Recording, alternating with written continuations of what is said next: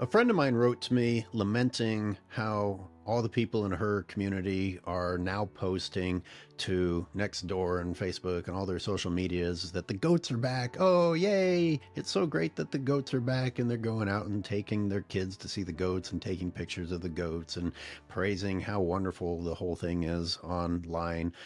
And I can relate, but what this does is give me an opportunity to approach this whole goat grazing business from a completely different angle. The premise for today's video is going to be for me to say, yeah, it's possible that I'm wrong. But what makes you so confident that you are right? Because if you're going to advocate for something to the extent that you post it online and tell the world how great it is, I hope you've looked into it further than just repeating what you were told. Again, I could be wrong, but I'm guessing that I've looked at this more closely than your average person. I've been carefully documenting this for 5 years in multiple locations while going back to school to study ecology. In the early days, I would try to engage with such people when I would encounter them and have like a deep ecological talk, try to explain some of the concepts about why it's not as good as they might think it is. And that's pretty exhausting, particularly because it wasn't really helping. You know, a funny thing about humans, once we've decided that we approve of something or are on board with something, regardless of new information that comes forward, it's pretty hard to get us to change and go back the other way. I do something completely different now. I let the people explain to me what is so good about it, which opens up a lot of doors.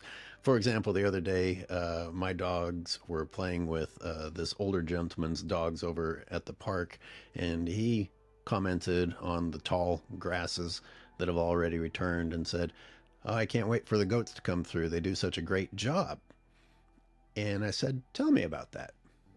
Explain to me the improvements, that you've seen." He said, "What do you mean?" I said, "Well, you just praised it. You say they do a great job. You've lived here for a really long time. Tell me the improvements that you've seen from the goat grazing." This led to awkward silence.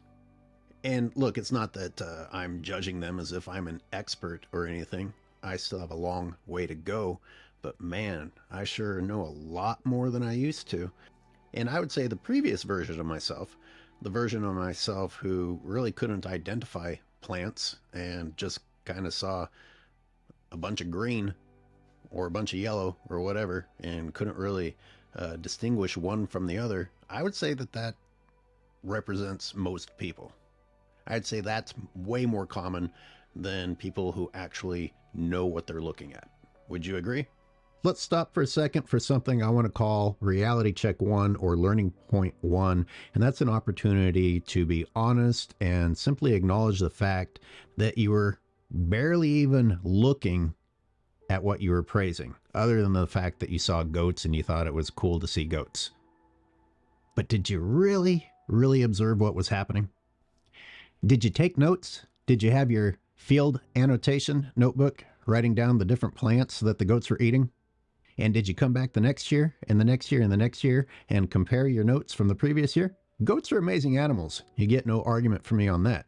But we're not talking about whether or not goats are cool. We're talking about the fact that this is advertised as a benefit to the habitat, or in other cases, it's presented as fire fuel management. But what we're really talking about is the fact that you accepted it, no questions asked.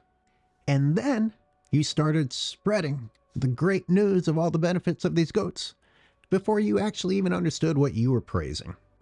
My point is, especially in the case where they claim that the goats are improving the habitat, if you, the citizens observing this, don't know the difference between a native plant or an invasive plant, don't know the difference between an annual and a perennial, don't know what purpose a certain plant serves to other organisms in the area, don't know if one plant is from California or that region of California or from the United States at all, If you don't know any of that, how then can you make a confident statement that something good is happening? How can you make a statement that things are improving? You don't even know which plant is which. Let's just put our human egos in check for a moment. Everybody, stop being offended. Let's just acknowledge the fact that we really don't know that much about the natural world in most cases. Now, some people will scramble for an answer, even if they didn't have one initially, and say, well, it reduces the bad plants. Technically, they're right, but it's kind of a cop-out argument, because if I walked into that field and ate a few pieces of grass, I could argue that I reduced it, and you wouldn't be able to say that I'm wrong. I could put that in a paper, and I could say that I reduced it. Did I really help with the problem? Did I bring us closer to a solution? No, but I can say that I reduced the problem through the introduction of human grazing of invasive plants. It's that easy. But let's say that's good enough for you. Let's say as long as the plants are a little bit shorter, as long as it looks like there's been a reduction, as long as the biofuel has been reduced, as long as the vegetation appears to have been managed, you're fine with that. How long are you going to be okay with dumping your tax dollars into a program that doesn't ever get resolved? Because it does not improve the next year. I'll bet my life savings on that. How long do you want to pay into a program that is a repetitious banging of your head against the wall? Do you not want long-term results? And if you say that there are long-term results, show them to me. Show them to me right now. I have my long-term results ready to present, and the results are that the problem is getting worse. But a bigger problem I have with that is that people aren't taking a really close look. If you go and look at where the goats did graze, a lot of times you're going to find that the invasive plants were trampled more than they were consumed, or at least like a 50-50 ratio. A lot of that fire fuel is still behind. Consider this footage. Here's the field with the goats, and then I came back and filmed afterward. The fire fuel is trampled, only it's still there, but mixed with a lot of poop. And I mean a lot. Here we have goats denuding native trees and native brush. At some point, they'll get to the fire fuel under their feet when none of the good stuff is within reach. And the end result is that healthy trees now look skeletal. Not only have their branches been stripped, but their bark has been stripped. Now, how many people just obediently repeated the lie that you're told that it doesn't hurt the tree? Sure. When the tree says that, I'll believe it. In the meantime, it's the goat grazing companies that are telling you it doesn't hurt the trees. Or the office holders of the municipalities responsible for these contracts. Keep in mind, these are the same municipalities that also mow the fire fuel for management purposes and leave the fire fuel on the ground. So whether it's grazing or mowing, they seem to be missing the bigger picture. Really, the big picture is that even when they do consume it, that's very temporary. These things grow fast and they come back every year. And as I have documented, they come back worse. They're almost thriving thanks to the goat grazing from what I've seen. But even in the case of celebrating a temporary reduction of the overall biomass through partial consumption, that's not even nearly as effective as people seem to want to think it is, because so much of it is still there laying on the ground. It's just bent over. I'm not sure how many examples of human stupidity that you need, but it's one thing to blame the goats.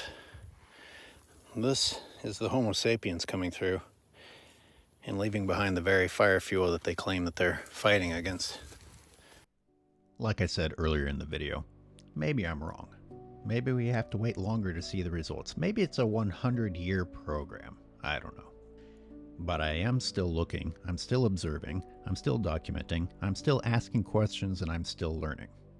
And I think all of us have a responsibility to do that if we're going to speak about something.